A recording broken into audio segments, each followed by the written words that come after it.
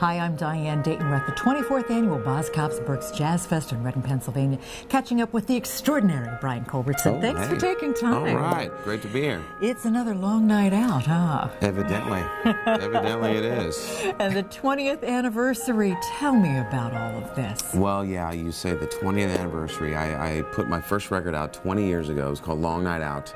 And I just did a full remake of it. And it's called Another Long Night Out.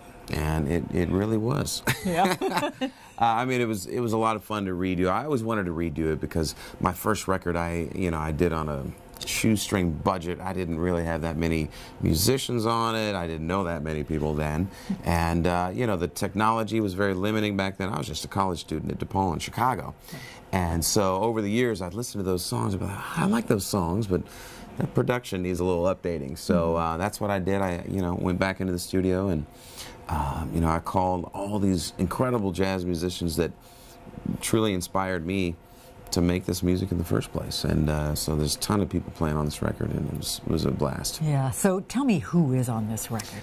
Oh, everybody from Lee Ritenour, Jonathan Butler, Candy Dulfer, Eric Marienthal, Rick Braun, Nathan East, Chuck Loeb, Russ Freeman, David Benoit, orchestral arrangements, guys from the Yellow Jackets, Steve Lukather from Toto. I mean, I could go on and on and on. It was a whole lot of fun. Paul Jackson Jr., Ray Parker Jr. My gosh. I mean, yeah. Who's who in contemporary jazz? Yeah. Not a lot of people that aren't on the record. Right, so. right. Sounds like one big party. Oh, it was. Yeah, excellent. You have a wine that you have your name attached to, right? Oh, I do.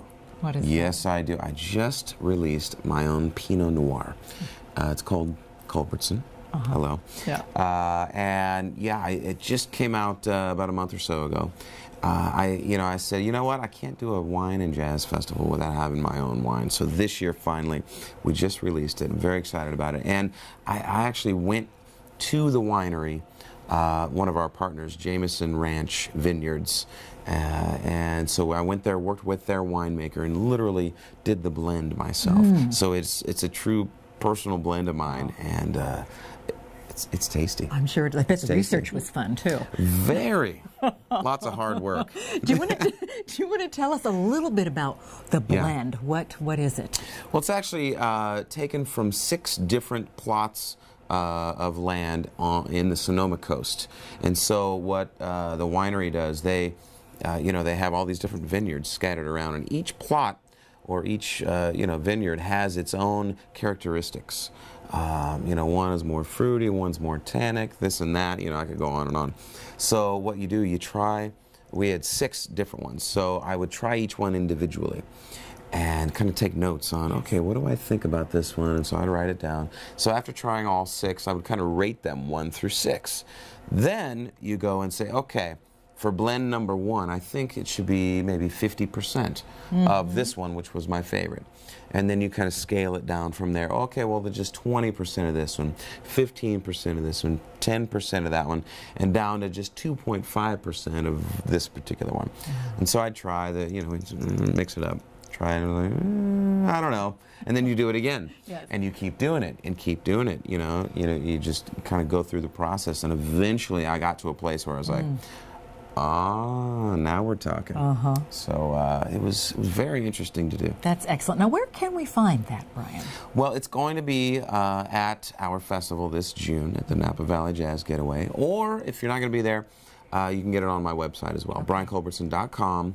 /wine. There Perfect. you go. Okay, the show tonight is really going to be a lot of fun. Who do you have with you? Oh, man, I have an incredible group of musicians. Some of the guys I've been playing with a long time, but I have some of the guys are fairly new to the band, including the bass player who just started with me last week. Oh, wow. Oh, yeah.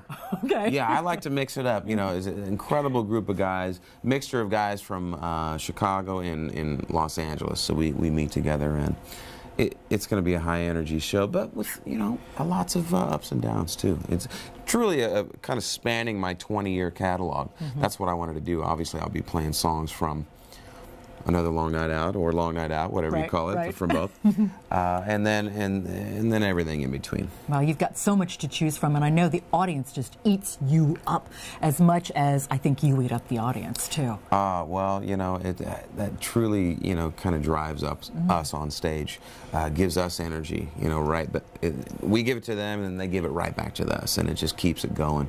You know, every night is different, and we kind of react to the audience, so different musical stuff will happen depending on what's going on out in the crowd. Yeah. So tonight, I'm sure it's going to be another amazing night. It is another amazing long night. Night out. Yeah, right. For sure. Give us a teaser. What's coming up with you the rest of the year? Well, after this, I'm going to go hang out in Chicago. I'm doing a record release party in Chicago at DePaul University in the same room that I had my very first concert 20 years ago. That's very cool. Yeah, so before I did my first tour, I got my first band together, and we did a little showcase in the rehearsal room where the jazz ensemble rehearsed. So I'm going to go back to that same exact room at DePaul, have a release party, play some of the songs. A lot of students are coming out. Obviously, a lot of fans from Chicago are going to come out. So really looking forward to that. That's next week. And from there, I just, you know, kind of do a couple of the festivals, and I head over to Europe for a while. Where are you going? I'm going to the UK and France. Okay. So, always a good time over there. And I'm going to be in the south of France too. So they're going to take me to wine country. Well, I was wondering, you going to have your lovely wife meet you? Perhaps? You know, this time I am not quite sure about it. We've, you know, spent so much time over there together, and so she's doing things. She's like, so we'll see. We'll see. That's still a month away. It's a month away. Anything could happen, right? So then we get back, and then we're putting our final preparations on the Napa Festival, which is top of June, 11 through 15. This year's our third year. We're you know, we're growing it. It's getting bigger and bigger. Everyone's getting excited this year. We have some new venues, new outdoor venues. Actually, the winery that partnered with me on the wine is one of our new venues this year, and we're doing 2 full days outside.